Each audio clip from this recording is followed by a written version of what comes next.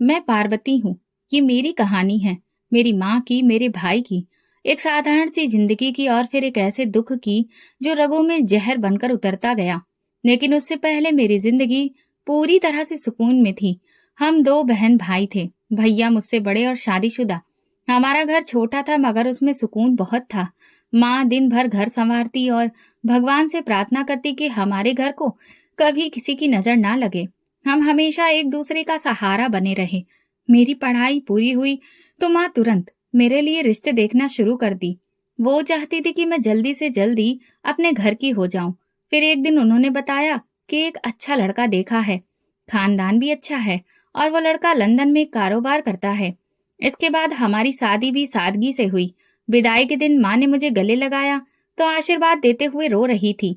मैंने कहा, माँ रोइए नहीं, मैं आपको रोज कॉल करूंगी।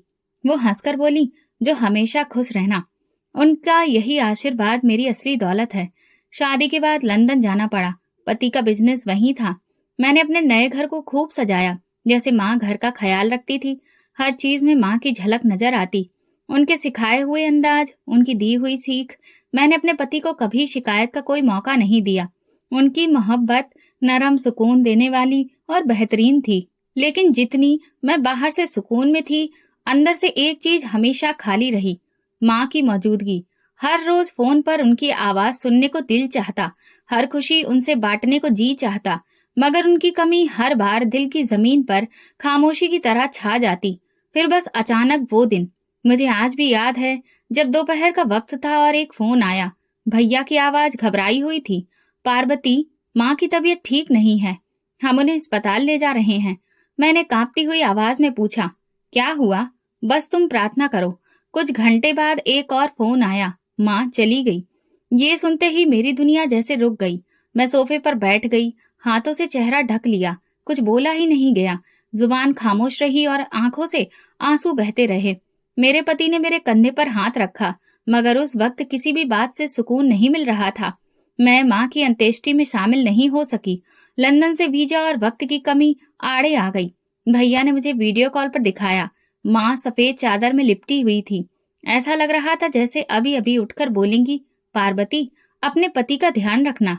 कई रातें जागते हुए गुजर गईं। पति मुझे बदलने की कोशिश करते, मगर मैं अंदर से टूट चुकी थी। मैंने खुद को काम में व्यस्त रखा, घर संवारती, खाना पकाती, पति की पसंद की चीजें बनाती, मगर अकेलेपन की एक लकीर दिल पर खिंचती चली गई। वक्त गुजरने लगा। पति अक्सर कहते, पार्वती, जिंदगी आगे बढ़ती है, तुम मजबूत हो। मैं बस सिर हिला देती, लेकिन दिल जानता था कि माँ के बिना कुछ भी अब पूरा नहीं रहा। 1 साल बीत गया, माँ खो गई थी, लेकिन मेरे दिल में उनकी याद हमेशा ताजा रही। फिर एक ऐसी रात आई जो मेरे मन पर छा गई। मैं उस वक्त नींद में थी कि अचानक एक मंजर सामने आया। माँ थी, मगर वैसी नहीं जैसा मैंने उन्हें आखिरी बार देखा था। उनका चेहरा उदास, आंखें आंसुओं से भीगी हुई, और वो मुझसे कह रही थी, पार्वती, मैं जल रही हूँ, मुझे बचा लो। मेरा दिल धक्क से रह गया। मैं चीख मारकर उठ बैठी। माथे पर पसीना था, दिल तेजी से धड़क रहा था। पति भी घबराकर उठ गए। पार्वती, सब ठीक तो है? मैंने कुछ नहीं कहा, सिर्फ इतना बोली, सपना था। माँ आई थी, बहुत तकलीफ में थी। अगले दिन भी अजीब सी बेचैनी रही। मैंने माँ की तस्वीर निकाली, उन्हें देर तक देखा, जैसे कुछ कहना बाकी था। मैंने खुद को समझाया कि शायद ये मेरा वहम है, माँ से बिछड़ने का दुख है, अंदरूनी थकान है, मगर अंदर से कोई कह रहा था, नहीं पार्वती, कुछ है, कोई चीख, कोई पुकार जो तुम्हें सुनाई दी है। लंदन आए हुए 1 साल होने को आया था। जिंदगी अपनी रफ्तार से चल रही थी और मैंने खुद को हालात के साथ बहने देना सीख लिया था। पति सुबह ऑफिस चले जाते, मैं घर के काम में व्यस्त रहती। बेटी 6 महीने की हो चुकी थी। उसके साथ वक्त गुजरते गुजरते कभी कभी माँ की कमी थोड़ी धुंधली सी लगती, लेकिन शाम ढलते ही वो एहसास दोबारा जाग उठता। पापा हमारे बचपन में ही दुनिया से चले गए थे। माँ ने ही हमें पाला और वो हमारे पिता भी बनी रहीं। एक दिन मैं अलमारी की सफाई कर रही थी तो माँ की दी हुई एक पुरानी डायरी हाथ लगी। वो डायरी माँ ने मेरे दहेज में रखी थी। मैंने कभी खोलकर नहीं देखी थी। पन्ने पलटे तो उसके हाथ से लिखी हुई कुछ नसीहतें मिली। अगर तुम माँ बनो तो अपनी बेटी को अच्छी शिक्षा, अच्छी बातें, हमारे धर्म से जुड़ी हुई चीजों को जरूर सिखाना, उससे दोस्ती रखना। मैं वो सब बार बार पढ़ती रही। बेटी को गोद में उठाया और दिल में माँ के लिए एक बार फिर प्रार्थना की। रात हुई तो मैं फिर वही सपना देखा। माँ सफेद चादर में लिपटी नहीं थी, बल्कि उनके कपड़े राख में लिपटे थे। आंखों में डर था, होठों पर पुकार, पार्वती मुझे बचा लो, मैं जल रही हूँ। मेरे मुंह से चीख निकली। नींद टूट गई। कमरे में अंधेरा था, बेटी भी जाग गई। वो रोने लगी। पति हड़बड़ाकर उठ बैठे। क्या हुआ? सपना देखा था क्या? मैंने हाँ में सिर हिला दिया, लेकिन कुछ कहा नहीं। पानी का गिलास पिया और बेटी को चुप करवाने लगी। अगली सुबह मैंने कोशिश की कि खुद को संभाल लूं। किचन में खड़ी नाश्ता बना रही थी तो अचानक हाथ जल गया। चूल्हे की आग मुझे अजीब तरह से घूरती हुई महसूस हुई। ऐसा लगा जैसे वही माँ जो मैंने अपने सपने में देखी थी अब हकीकत बनकर मेरे आसपास घूम रही हैं। शाम को पति आए तो उन्होंने मेरे चेहरे पर छाई गंभीरता को महसूस किया। तुम ठीक हो? हाँ, बस नींद पूरी नहीं हुई है। उन्होंने हाथ मेरे हाथ पर रखा। पार्वती, अगर तुम्हारे दिल में कुछ है तो मुझे बताओ, ऐसे चुप मत रहो। पर मैं फिर भी चुप रही। दिल में बहुत सारे सवाल थे। माँ सपने में क्यों आई और इस हाल में? आखिर वो कहना क्या चाहती थी? या फिर मैं कुछ ज्यादा ही सोच रही हूँ? फिर रात हुई। मैं सोच रही थी कि शायद वो सपना बस एक बार यूं ही आ गया, लेकिन ऐसा नहीं हुआ। माँ फिर से सपने में आई। इस बार वो बैठी नहीं थी, झुकी हुई हालत में हाथ जोड़कर खड़ी थी। पार्वती, मुझे तुम ही बचा सकती हो। वे लोग मुझे जलाते हैं, बचा लो बेटी। मैंने सपने में माँ से कहा। माँ, क्या हो रहा है आपको? क्या हो गया है? लेकिन वो सिर्फ यही दोहराती रही, तुम ही मुझे बचा सकती हो। नींद टूटने के बाद मेरी हालत बहुत खराब थी। बेटी सो रही थी। अगर मैं जागती नहीं तो शायद अभी भी माँ की बात सुनती रहती। अगली सुबह पति ऑफिस चले गए, लेकिन मेरे अंदर एक हलचल मची थी। दिन भर कुछ भी करने को दिल नहीं चाहा। बस बेटी को गोद में लिए मैं सोफे पर बैठी रही। दोपहर को मैंने माँ की वो तस्वीर निकाली जो उनकी अंतिम विदाई के समय भैया ने खींचकर भेजी थी।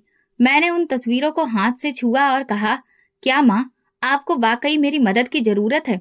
क्या आप किसी तकलीफ में हैं? अचानक बेटी के खिलौने में गाना बजने लगा, जो हमेशा हाथ लगाने पर ही चलता था। मैं चौंक गई।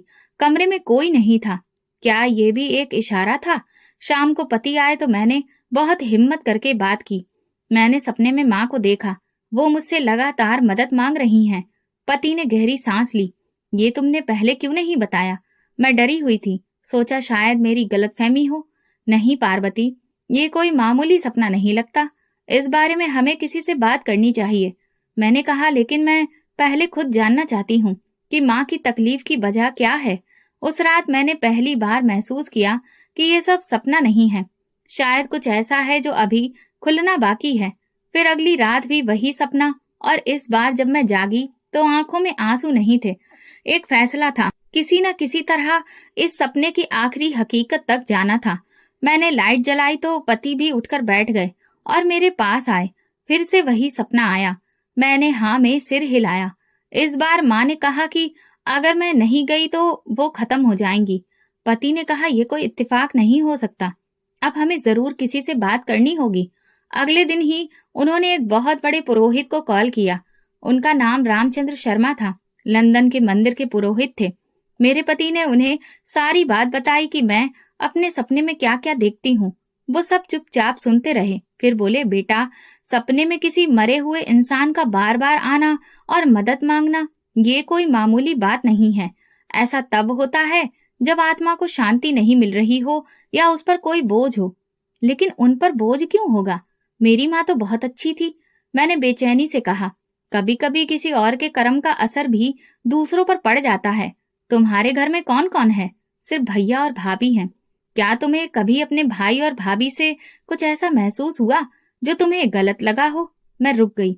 भैया तो हमेशा माँ के साथ बहुत प्यार से पेश आते हैं और भाभी भी उनका बहुत ख्याल रखती थी। कभी कुछ गलत नजर नहीं आया। पुरोहित जी ने कहा, हो सकता है किसी ने कुछ ऐसा किया हो जिसका मकसद कुछ और हो, लेकिन उसका असर तुम्हारी माँ पर पड़ रहा हो। तुम ये मामला नजरअंदाज मत करो। फोन बंद करने के बाद हम दोनों देर तक चुप बैठे रहे। अगली सुबह पति ने नाश्ता करते वक्त मेरे सामने अपना फोन रखा और कहा, पार्वती, तुम्हारी तबीयत ठीक नहीं लग रही है। तुम्हारा सपना अब धीरे धीरे बीमारी बन रहा है। तुम्हें इंडिया वापस जाना चाहिए। वहां जाकर खुद देखो कि सच क्या है। मैंने तुरंत ही टिकट के लिए चेक करना शुरू किया। अगले हफ्ते की बुकिंग कर ली। मन में बस अब एक ही मकसद था, माँ की बात को सुनना और जो भी सच हो उसका सामना करना। मैंने अपना कुछ सामान बांधा, लेकिन बार बार दिल कह रहा था कि पता नहीं मुझे किस सच्चाई का सामना करना पड़ेगा।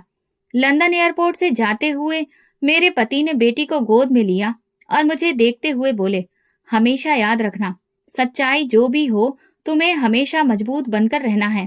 फ्लाइट के दौरान बेटी लगातार रोती रही, लेकिन मैं जागती रही। हर घंटा एक सवाल बनकर जहन में घुसता रहा, क्या इस सब के पीछे मेरे भैया भाभी होंगे? दिल्ली एयरपोर्ट पर भैया भाभी दोनों मौजूद थे। भैया ने मुझे देखते ही गले लगा लिया। कितने सालों बाद मिली हो, ऐसा लगता है जैसे एक बार फिर से मुझे माँ मिल गई हो। मैं जबरदस्ती मुस्कुराकर जवाब दिया। बेटी को भाभी ने गोद में लिया, कहने लगी, कितनी प्यारी है, ऐसा लगता है जैसे माँ जी की तस्वीर हो। गाड़ी में बैठे तो भैया ने पूछा, सब ठीक है? अचानक आने का क्या ख्याल हुआ? मैंने कहा, बस सोचा कि आप सबसे मुलाकात हो जाए, बेटी को नानी का घर दिखा दूं। घर आकर सब कुछ वैसा ही लगा जैसा छोड़ा था। आंगन में वही छोटा सा आम का पेड़, बरामदे में माँ की प्लास्टिक की कुर्सी और किचन में उनके हाथ के बने हुए मसाले की खुशबू। भाभी ने मेरे लिए कमरा तैयार किया था और उसमें माँ के कुछ कपड़े अलमारी में रखे हुए थे। मैंने माँ की एक साड़ी हाथ में ली, लेकिन कुछ भी महसूस नहीं हुआ, जैसे कि उसमें से उनकी खुशबू ही खत्म हो चुकी हो। 2 दिन गुजर गए। भैया अपनी रोजाना की तरह ऑफिस जाते और शाम को वापस आते, बेटी के साथ खेलते, मेरा हाल चाल पूछते। हर चीज बिल्कुल ठीक थी। एक दिन दोपहर को भाभी मेरे पास बैठी, पार्वती, तुम कुछ बदली बदली सी लग रही हो, कोई परेशानी है? नहीं भाभी, बस नींद पूरी नहीं होती, बेटी की वजह से कुछ थकान रहती है। भाभी ने मेरे हाथ पर हाथ रखकर कहा, घर भी अधूरा सा है माँ जी के बिना, तुम्हें यहाँ आकर अच्छा नहीं लगा होगा। उसी दिन शाम को मैंने घर की दीवारों पर नजर रखनी शुरू की, छोटी छोटी बातें नोट करने लगी, जैसे कि भाभी अक्सर किसी एक वक्त कमरे में बंद हो जाती और अंदर से धीमी आवाज में कुछ पढ़ने की आवाज आती। मैं दरवाजे के पास गई, लेकिन कुछ सुनाई नहीं दिया। एक दिन भैया शाम को बहुत देर से आए। पूछा तो बोले, ऑफिस में काम ज्यादा था, आजकल बिजनेस बहुत मंदा चल रहा है। मैंने कहा, आपने कभी सोचा कि माँ के नाम पर कुछ दान पुण्य ही कर दे, शायद उन्हें कुछ राहत मिले? भैया थोड़ा सा चौंके और बोले, हाँ सोचा तो है, कल मंदिर में कुछ भिजवा दूंगा। रात को सोने से पहले मैंने सपने आने के डर से गायत्री मंत्र पढ़ा, लेकिन जब नींद आई तो फिर से वही माँ, वही लहजा और वही बातें। मैं जल रही हूँ पार्वती, मुझे बचा लो। अगली सुबह मैंने फैसला किया कि अब बात करनी जरूरी है, मगर कब और कैसे ये समझ नहीं आ रहा था। दोपहर के वक्त बेटी सो रही थी और मैं छत पर गई। वहां से पूरा मोहल्ला दिखाई देता था। हर घर देखकर मुझे याद आया, बचपन में माँ छत पर सब्जियां उगाती थी। नीचे आकर मैंने बरामदे में रखा पुराना सोफा साफ किया और बैठ गई। कमरे के कोने में माँ की तस्वीर थी, चेहरे पर वही मुस्कुराहट, लेकिन आंखों में अब मुझे कुछ नया दिखाई दे रहा था। एक प्रार्थना। मैंने खुद से कहा, सच कुछ भी हो मुझे जानना है। अगर इसमें भैया और भाभी शामिल हैं तो फिर मैं बर्दाश्त नहीं करूंगी, और अगर वो लोग बेगुनाह हैं तब भी मुझे माँ की आत्मा को शांति दिलानी है। ये मेरा फर्ज है। मैंने अपने बैग से माँ की डायरी निकाली और वो पन्ना खोला। पहली बात जो लिखी थी, सच्चाई कभी छुपी नहीं रहती बेटा, बस देखने वाला चाहिए। सुबह की चाय के दौरान मैंने धीरे धीरे कमरे की खिड़की से बाहर झांक कर देखा। भैया आंगन में बैठकर अखबार पढ़ रहे थे और भाभी नल के पास कपड़े धो रही थी। धीरे धीरे कुछ पढ़ रही थी, शायद कोई गाना गा रही थी या फिर कोई भजन। उनका अंदाज आम दिनों के जैसा ही था, कोई घबराहट, कोई छुपाने जैसी बात नजर नहीं आ रही थी। ऐसा लग रहा था जैसे सब ठीक चल रहा है। मैंने सोचा, आज मैं पूरा दिन कुछ भी नहीं बोलूंगी, सिर्फ देखूंगी। मेरे दिल में जब शक था, मुझे बस वो खत्म करना था या फिर साबित करना था। नाश्ते के बाद भैया शाम को मंदिर गए, ये उनकी रोज की आदत थी। कुछ देर बाद मोहल्ले की कुछ औरतें आईं। वे भाभी के साथ बातें करती रहीं। दोपहर में खाने के बाद मैं छत पर गई। वहां से जब नीचे आई तो भाभी गार्डन में पानी दे रही थी। उनका चेहरा बिल्कुल शांत था, आंखों में कोई थकान, कोई बेचैनी नहीं थी। शाम को भैया आए तो उनके हाथ में थैला था। मैंने पूछा, क्या लाए हो भैया? वो मुस्कुराकर बोले, मंदिर में दान देने के लिए कुछ सामान खरीदा है, कल पूर्णिमा है। मैंने सिर्फ सर हिलाया। मैं बेटी को लेकर बैठ गई तो भाभी बोली, ये बिल्कुल तुम्हारे जैसी है, वैसी ही हंसी, आंखें भी वैसी। माँ जी इसे देखकर बहुत खुश होती। मैं हल्की सी मुस्कुराहट के साथ उनकी तरफ देखने लगी। दिल में एक और सवाल ने जगह ली, क्या कोई इंसान जो अनाथ बच्चों और गरीबों के लिए दान पुण्य करता हो अपनी माँ पर जुल्म कर सकता है? मैं उस रात देर तक जागती रही। ना तो कुछ अजीब दिखाई दिया, ना कोई गलत हरकत जिससे मुझे शक हो। शायद मुझे लग रहा था कि मैं जरूरत से ज्यादा सोच रही हूँ। दिन गुजरते रहे। मैंने ध्यान दिया कि भैया अक्सर माँ के कमरे में जाते, चुपचाप उनकी तस्वीर को देखते और कुछ देर वहीं पर बैठते। कभी कभी उनकी आंखों में नमी भी दिखती, जो वो छुपाने की कोशिश करते। भाभी ने एक दिन दोपहर को कहा, आज शाम को मंदिर जा रहे हैं, प्रसाद चढ़ाना है और माँ के लिए भी वहां प्रार्थना करेंगे। तुम चलोगी क्या? मैंने इनकार कर दिया। बेटी अभी बहुत छोटी है, तुम लोग जाओ, मैं यहीं हूँ। उनके जाने के बाद मैंने उसे अपने लिए सही मौका समझा और तुरंत किचन, बैठक और भाभी के कमरे की तलाशी ली। कोई भी ऐसा कागज, किताब या कोई चीज अजीब नजर नहीं आई। सिर्फ अलमारी के खाने में कुछ दवा की पुड़ियां रखी थी और कुछ धार्मिक किताबें। जब वे दोनों वापस आए तो भैया ने कहा, पंडित जी बोल रहे थे कि तुम्हारी माँ बहुत ही अच्छे दिल की थी, वो उनके लिए मंदिर में एक खास पूजा करवाएंगे।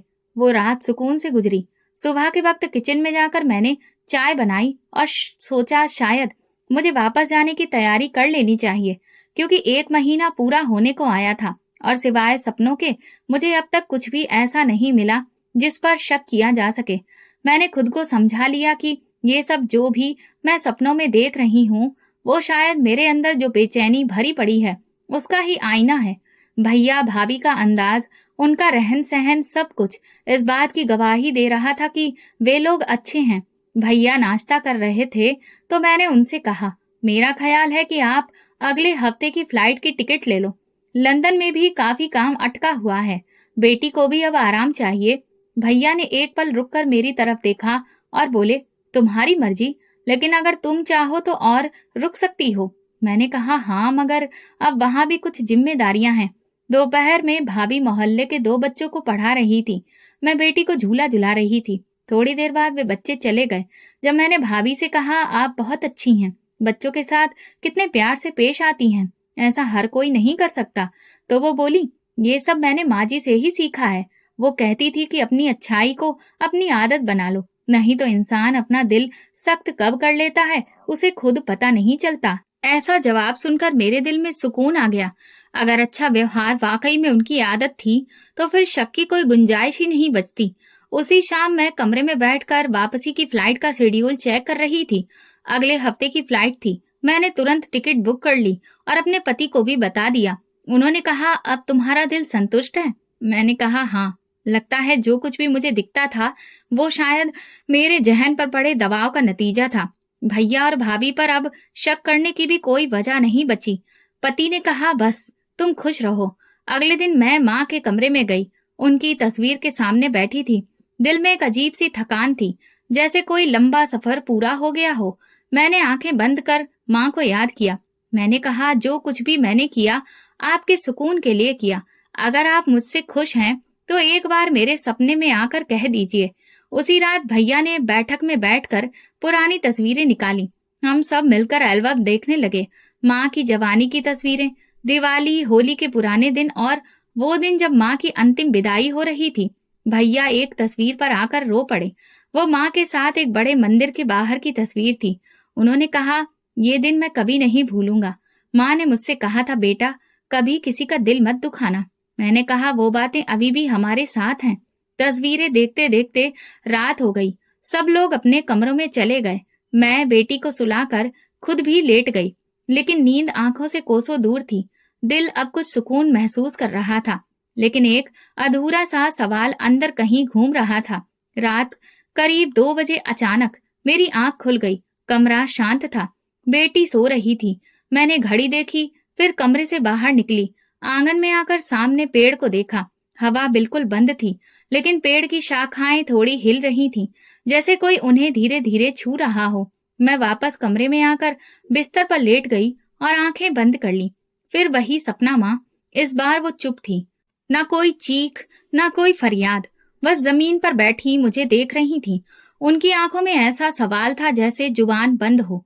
कुछ तो कहिए माँ, मैंने सपने में कहा। उन्होंने धीरे से कहा, तुम्हारे जाने का वक्त आ गया है, मगर सच अभी बाकी है। मेरी सांस रुक गई। कौन सा सच? माँ ने सिर्फ एक चीज की तरफ इशारा किया, कमरे का फोन। लेकिन सपना वहीं टूट गया। आंख खुली तो सीना भारी था, दिल बेचैन। पानी पिया और बाहर निकल आई। सूरज निकलने को था, पर सुबह की रोशनी में भी दिल का अंधेरा कम नहीं हुआ। अगर सब ठीक था, अगर भैया भाभी वाकई में वैसे ही हैं जैसा मैंने देखा है, तो फिर माँ ने सपने में वो कमरा क्यों दिखाया और क्यों कहा कि सच अभी बाकी है? दिल ने कहा सुकून कभी कभी धोखा भी हो सकता है। मैंने फैसला किया कि मैं वापसी से पहले एक बार फिर सब कुछ गौर से देखूंगी, हर नजर, हर हरकत, और खास तौर पर वो कमरा। मैंने माँ के कमरे में वक्त बिताने का फैसला किया। दोपहर हो चुकी थी, बेटी भी सो रही थी। मैंने आंगन की तरफ देखा, फिर मेरी नजर भाभी के कमरे के दरवाजे पर पड़ी। दरवाजा बहुत धीरे से खुला और एक औरत बाहर निकली, काले रंग की चादर ओढ़े हुए। पूरी तरह खामोशी पसरी थी। उसने सर झुकाया हुआ था, चप्पल की आवाज तक नहीं आ रही थी। मैं एक पल रुकी। वो जल्दी से मेन गेट से बाहर निकल गई। मैं तुरंत दरवाजे तक गई। बाहर सड़क सुनसान और शांत थी। मैंने पूछा, कोई आया था क्या? वो एकदम से मेरी तरफ पलटी और चौंक गई। नहीं तो, कोई नहीं आया। मैंने किसी को बाहर जाते देखा, काली चादर में थी और तुम्हारे कमरे से ही निकली थी। भाभी के चेहरे पर हल्का सा साया आया, फिर वो तुरंत संभल गई। हो सकता है तुमने किसी और को देखा हो, यहाँ तो कोई नहीं आया। मैंने बात वहीं खत्म कर दी, लेकिन दिल में हलचल जरूर शुरू हो गई। शाम को भैया ऑफिस से वापस आए। मैंने उनसे कुछ भी नहीं कहा। मुझे लगा कि अगर वो कोई मेहमान था तो फिर बात करने की जरूरत नहीं है, लेकिन ये सवाल जरूर था, वो औरत आई क्यों थी और फिर भाभी ने मना क्यों किया? अगले दिन मैंने सुबह जल्दी उठकर माँ के कमरे की सफाई की। दरवाजे, कपड़ों की अलमारी, हर चीज वैसी ही थी जैसे पहले देखी थी, लेकिन कोने में कपड़ों के नीचे एक छोटा सा थैला था। उसके अंदर कुछ पुराने ताबीज, एक काला धागा और एक छोटी सी खाली शीशी जैसी कोई बर्तन थी। मैंने थैला वापस रख दिया। अभी मैं कोई जल्दबाजी में फैसला नहीं लेना चाहती थी। मैंने सोचा ये तो कोई पुरानी चीज है जो माँ ने किसी बाबा वगैरह से लेकर रखी होगी। दोपहर को भाभी ने मुझे बाजार चलने को कहा। बेटी को साथ ले जाना मुमकिन नहीं था, इसलिए मैंने मना कर दिया।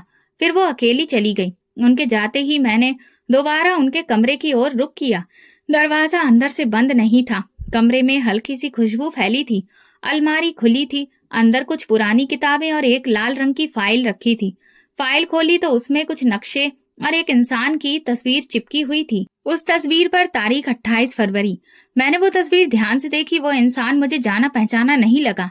वो शायद कोई बाबा वगैरह था। दरवाजे पर आहट हुई तो मैंने फाइल वापस रख दी और तेजी से बाहर निकली। भाभी आ चुकी थी। हाथ में सौदा था। मैंने खुद को नॉर्मल दिखाया, लेकिन अंदर सुकून बिखर गया था। रात को खाने के दौरान भैया ने कहा, तुम्हारी फ्लाइट परसों है ना? वापसी का वक्त पास में है। भाभी ने खामोशी से पानी का गिलास बढ़ाया। उनकी आंखों में कुछ अजीब सा था, जैसे वो कुछ छुपाना चाह रही हो। मैंने बेटी को गोद में लिया। घर की बहुत सी चीजें वैसी की वैसी हैं, लेकिन कुछ बदला है। भैया ने चौंक कर पूछा, क्या मतलब? क्या बदला है? पता नहीं, शायद माँ की कमी या शायद कुछ और। अगली सुबह मैंने मंदिर जाने का फैसला किया। भैया से कहा, साथ चलोगे? तो उन्होंने हामी में सिर हिलाया। मैं खामोशी से बिना कुछ कहे सोचती रही, जो कुछ मैंने देखा, सुना, क्या वो सब मायने रखता है? फिर मैंने यही सवाल भैया से पूछा तो वो कहने लगे, पार्वती, कभी कभी ऐसा भी होता है कि जो हम देख रहे होते हैं वो सच नहीं होता। सच वो होता है जो वक्त बताता है। फिर मैंने उनकी तरफ देखकर फिर से पूछा, क्या सपने में भी हमें कुछ बताते हैं? भैया ने कहा, अब ये तो मैं नहीं बता सकता। घर वापस आकर मैंने बेटी को सुलाया और अपनी पैकिंग शुरू कर दी। पासपोर्ट, बेटी के कपड़े, सब कुछ बैग में रखा। भैया ने कहा फ्लाइट वाले दिन वो खुद मुझे एयरपोर्ट छोड़ेंगे। भाभी ने मेरे लिए कुछ मुरब्बा और देसी घी तैयार करके रखा। सब कुछ ठीक था, लेकिन मेरे दिल में वो तस्वीर, वो काली चादर ओढ़े औरत और वो फाइल बार बार आ रही थी। रात को मैं जल्दी सोने की कोशिश कर रही थी ताकि सुबह फ्रेश रहूं, लेकिन आंखें बंद करते ही सपनों का सिलसिला दोबारा शुरू हो जाता। माँ इस बार शांत दिख रही थी। उनका चेहरा राख से पुता हुआ था, बाल बिखरे, आंखें सूजी हुई। वो जमीन पर बैठी थी और सांस जैसे घट रही थी। पार्वती, क्या तुम मुझे इस तरह से छोड़ दोगी? मैंने सपने में ही लपक कर उनका हाथ थामने की कोशिश की। नहीं माँ, मैं तो आपके लिए ही यहाँ आई थी। मैं सब जानना चाहती हूँ, बताइए क्या हुआ है?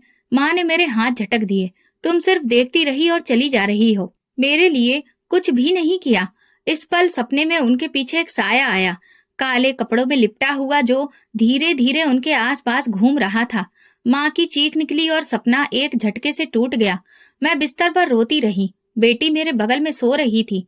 कमरे में बिल्कुल खामोशी थी, लेकिन अंदर तूफान बसा था। दरवाजा बंद करके मैं छत पर चढ़ने लगी। कुछ देर वहां खामोशी से खड़ी रही। दूर कहीं से कुत्ते के भौंकने की आवाज आ रही थी, बाकी पूरा माहौल बेजान था। फिर मेरा ध्यान छत के कोने में मौजूद पानी की टंकी की तरफ गया। मुझे न जाने क्यों उसके पास जाने की इच्छा हुई। जब मैं उसके पास पहुंची तो अंदर से अचानक ऐसा लगा जैसे कुछ सुनाई दे रहा है, जैसे कोई अंदर बैठा कुछ पढ़ रहा है। मैं बुरी तरह घबरा गई। हे भगवान, ये क्या हो सकता है? मैंने झुककर कान टंकी की ढक्कन के पास लगाए। आवाज तो आ रही थी, लेकिन शब्द समझ नहीं आ रहे थे, जैसे कि कोई और ही जुबान बोली जा रही हो। मेरा दिल जोर जोर से धड़कने लगा। मैंने हिम्मत करके धीरे से टंकी का ढक्कन हटाया। अंदर अंधेरा था। मोबाइल की रोशनी ऑन की और जैसे ही अंदर झांका, एक सर्द लहर मेरी रीढ़ की हड्डी से नीचे उतर गई। टंकी के अंदर काफी सारे कागज तैर रहे थे, जो पूरी तरह से भीग चुके थे। कुछ किनारे से जले थे, कुछ पर मंत्र लिखे हुए थे और कुछ पर अजीब से नक्शे बने हुए थे। एक तरफ किनारे पर एक चीज पड़ी थी जो मुझे पहचान में नहीं आ रही थी, लेकिन जैसे ही मैंने टॉर्च की रोशनी उसके करीब की तो मेरा दिल बैठ गया। वो मेरी माँ के बालों की चोटी थी।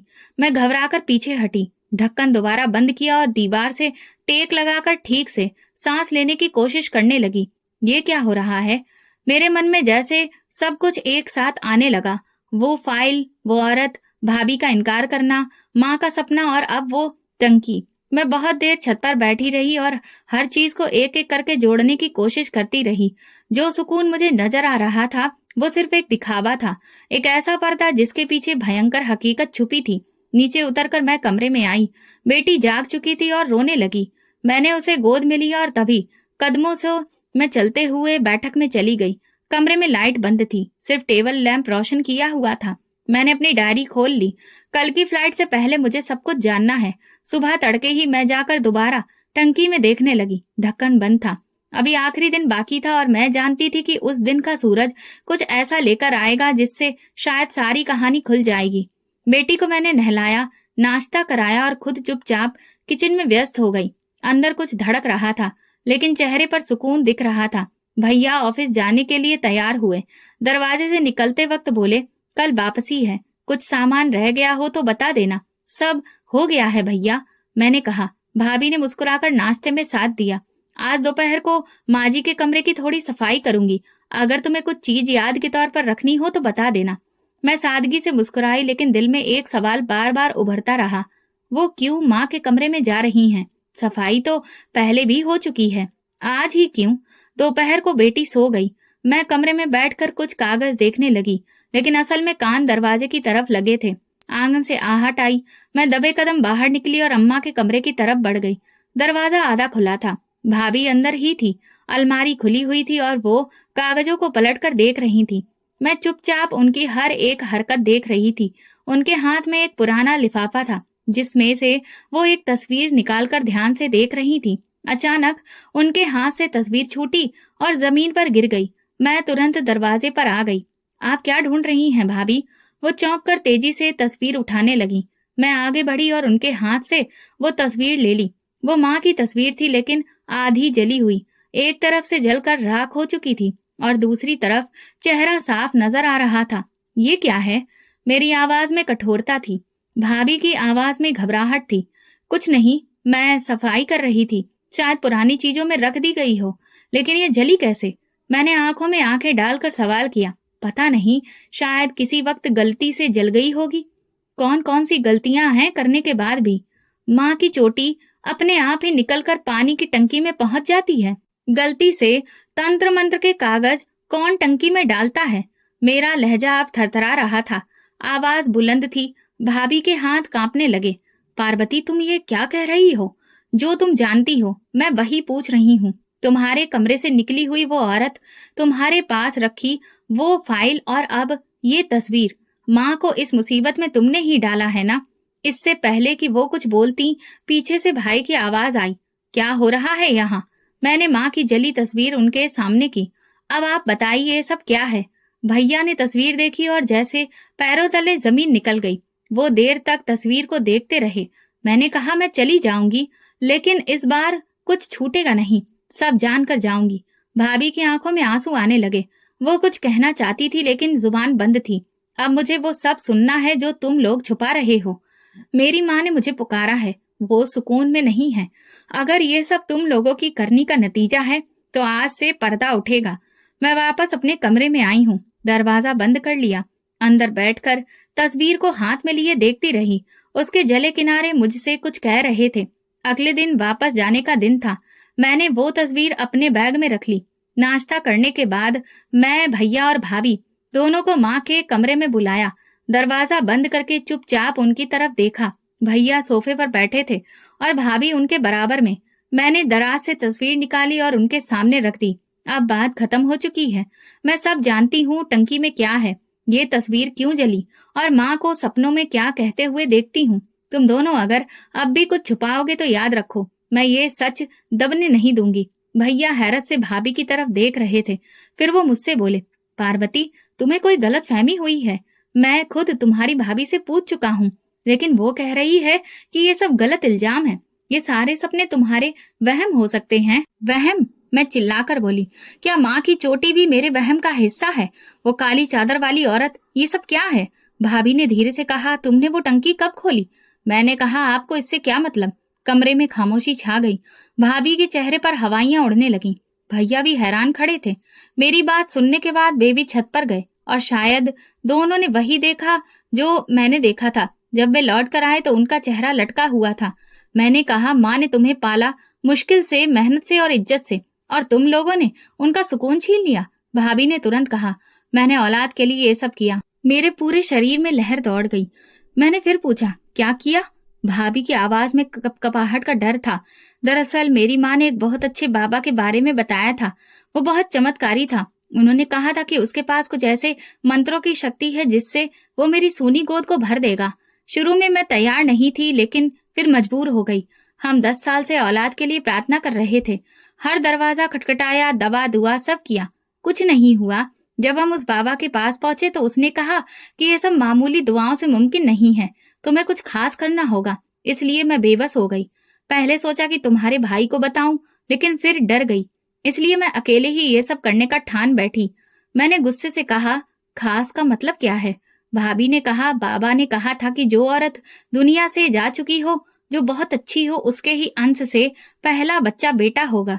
उसकी अंतिम क्रिया से पहले उसके शरीर का कोई हिस्सा लो, जिस पर मैं कुछ मंत्र पढ़ूंगा, और फिर उसे सही वक्त पर जलाओ और पानी में डालकर नहाओ। उस पानी में उस औरत के बाल होने चाहिए। मेरे कान फटने लगे। मैं उठकर खड़ी हो गई। भैया तो चुपचाप नीचे बैठ गए। ऐसा लगा जैसे वो अपने होश खो बैठे। मैंने कहा, तो तुम्हें वो औरत मेरी माँ ही नजर आई, जिसने तुम्हें हमेशा अपनी बेटी बनाकर रखा, जिसने तुम्हारे पति को एक अच्छा इंसान बनाया? तुमने उसी के बाल काट लिए। भाभी मेरे पास आई। मैंने ये सब खुद से नहीं किया, मैं मजबूर थी। मेरे पास बस यही रास्ता बचा था, क्योंकि मैं टूट चुकी थी। वो रोने लगी। मैंने सोचा कि हम कुछ दिन ये सब करेंगे और फिर खत्म कर देंगे, लेकिन फिर माँ जी मेरे सपने में आने लगी और मैं डर कर ये सब करना रोक दिया और फिर वो चीजें छुपा दी। मैंने सोचा कि अगर मैं माँ जी की तस्वीर को जला दूंगी तो शायद ऐसे सपने आना बंद हो जाएंगे। मैंने भैया की तरफ देखा। वो तो ऐसा लग रहा था जैसे पत्थर के हो गए हों। मैंने भाभी से कहा, तुम मंदिर जाती हो, पूजा पाठ करती हो, तुम्हारे दिल ने तुम्हें एक बार भी नहीं रोका कि तुम एक मरी हुई औरत के साथ ये सब कर रही हो? भाभी बोली, मैं गुनहगार हूँ, मुझे माफ कर दो पार्वती। मैंने कहा कि तुम्हें माफ करने से मेरी माँ को क्या सुकून मिलेगा? अब तुम भगवान से माफी मांगो। भाभी की सिसकियों की आवाज आ रही थी। मैंने ठंडी सांस ली और कमरे से बाहर आ गई। थोड़ी देर के बाद भैया कमरे में आए। उनकी आंखें लाल थीं।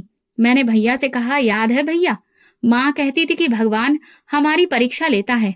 भैया ने गर्दन झुका ली। हाँ, और वो ये भी कहती थी कि औलाद देना भगवान की मर्जी पर है, उसे जबरदस्ती छीना नहीं जा सकता। लेकिन मुझे पता ही नहीं चला कि कब तुम्हारी भाभी माँ की दी हुई सीख से हटकर किसी गलत रास्ते पर चली गई। मैंने कहा, भाभी ने माँ की आत्मा को तकलीफ पहुंचाई है। भैया खुद को कोसने लगे। मैं इतना अंधा भरोसा करता था कि कभी मुझे उस पर शक ही नहीं हुआ। वो मेरे सामने रोज मंदिर जाती थी, पूजा पाठ करती, सबको अच्छी सीख देती। लेकिन वो कब इतनी गिर गई, उसका ईमान कब इतना कमजोर हो गया, पता ही नहीं चला। तभी भाभी आ गई। वो बोली, पार्वती मुझे माफ कर दो, मुझे नहीं पता था कि अगर मैं ऐसा करूंगी तो यहाँ तक आ जाऊंगी। मैं तो ये सब सिर्फ औलाद के लिए कर रही थी। मैंने कहा, भाभी मैं कोई भगवान नहीं हूँ जो आपको माफ करूं या ना करूं।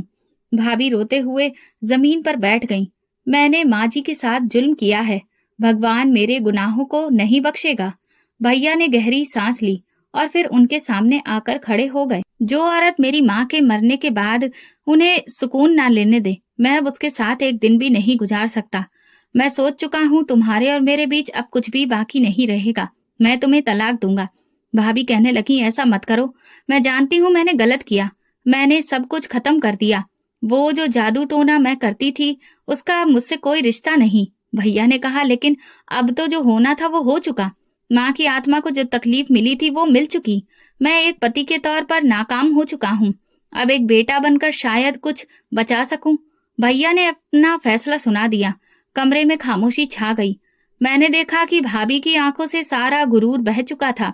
मैं उनके पास गई और कहा, अब आप भगवान से माफी मांगिए। उन्होंने मेरी तरफ देखकर कहा, तुम्हें क्या लगता है, क्या भगवान मुझे माफ करेंगे? भैया खामोश बैठे रहे। शाम होने से पहले मैंने अपना सामान पैक कर लिया।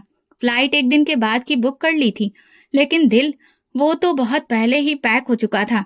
भाभी ने रोते हुए घर छोड़ा। दरवाजे पर रुककर मुझसे कहा, पार्वती प्रार्थना करना कि भगवान मुझे माफ कर दे। मैं अब कभी किसी ऐसी चीज के पीछे नहीं जाऊंगी, बस भगवान का नाम लूंगी। मैंने कहा, बस यही काफी है, और दरवाजा बंद हुआ। फिर मैं आसमान की तरफ देखती रही। माँ की छवि आंखों के सामने थी, लेकिन पहली बार उनके चेहरे पर थोड़ा सुकून महसूस हुआ, जैसे वो देख रही हो और शायद माफ भी कर चुकी हो। सुबह उठी तो ऐसा लग रहा था जैसे पूरा शरीर स्वस्थ हो गया हो। दिमाग में कल की सारी बातें एक एक करके घूमने लगीं। भैया ने अपनी जिंदगी का सबसे कठिन फैसला किया था। नाश्ता तैयार था, लेकिन भाभी अब घर में नहीं थी। किचन की खामोशी इस बात की गवाह थी। भैया ने खुद चाय बनाई, मेरे सामने रखी और कहा, पार्वती मैं सोच रहा हूँ कल से शहर के अनाथालय जाकर जो अनाथ बच्चे हैं उन्हें कुछ देर पढ़ा दूं, शायद इससे मेरी तकलीफ कुछ कम हो सके। मैंने कहा, जैसा आपको ठीक लगे। दोपहर को मैं माँ के कमरे में गई। वहां माँ की यादें थीं और सारा सामान वहीं रखा था। माँ की डायरी मैंने अपने साथ रख ली। भैया ने एयरपोर्ट जाने का वक्त बताया। मैंने कहा, कल सुबह की फ्लाइट है, लेकिन आज मैं छत पर कुछ वक्त बिताना चाहती हूँ। वो समझ गए। बेटी जल्दी ही सो गई। मैं उसे चादर उड़ाकर छत पर चली गई। छत के कोने में वही पानी की टंकी थी, बंद, खामोश और भूली हुई। मैंने धीरे से उसके ढक्कन पर हाथ रखा, कुछ पल के लिए आंखें बंद की और खुद से कहा, जो हुआ वो दोबारा ना हो। थोड़ी देर बाद पता ही नहीं चला नीचे आई तो कब नींद आ गई। सपने में माँ सामने थी, लेकिन इस बार वो बस शांत थी।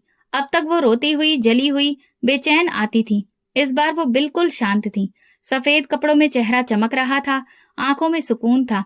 वो धीरे धीरे मेरी तरफ बढ़ी। उनके कदमों में मैं बैठ गई। माँ आप ठीक तो हैं? उन्होंने मेरे सिर पर हाथ रखकर कहा, हाँ अब मैं ठीक हूँ। मैंने कहा, मैंने सब कुछ आपके लिए किया माँ। उन्होंने मुस्कुराकर कहा, तूने अपना फर्ज निभाया बेटी, भगवान तुझे खुश रखे। मैं भी तुझसे बहुत खुश हूँ। मैंने उनके हाथ पकड़ लिए। अब मैं वापस जा रही हूँ माँ। मैंने कहा, दिल में सुकून है लेकिन आंखें अभी भी बाहर आती हैं। उन्होंने सिर पर हाथ रखा और कहा, जब दिल भगवान से जुड़ जाए तो फिर बिछड़ने का डर बाकी नहीं रहता। तो सुकून से जा, क्योंकि अब मैं भी सुकून में हूँ। मैंने सपने में आंखें बंद की। जब दोबारा खुली तो वो जा चुकी थी। कमरे में सुबह का उजाला फैला था। बेटी मुस्कुरा रही थी, जैसे उसने भी कोई अच्छा सपना देखा हो। मैंने उसे सीने से लगा लिया और सोचा, माँ को सुकून मिल गया और मुझे भी। अब मैं आराम से वापस जा सकती हूँ, उन आशीर्वादों के साथ जो एक माँ ने दुनिया से जाने के बाद अपनी बेटी को दिए थे। दोस्तों, अगर आपको हमारी कहानी पसंद आई हो तो कमेंट करके ज़रूर बताइए और वीडियो को लाइक करें और ज़्यादा से ज़्यादा शेयर करें। अगर आप चैनल पर नए हैं तो सब्सक्राइब ज़रूर करें और नोटिफिकेशन बेल को दबाएं ताकि अगली अपडेट सबसे पहले आपको मिले। धन्यवाद।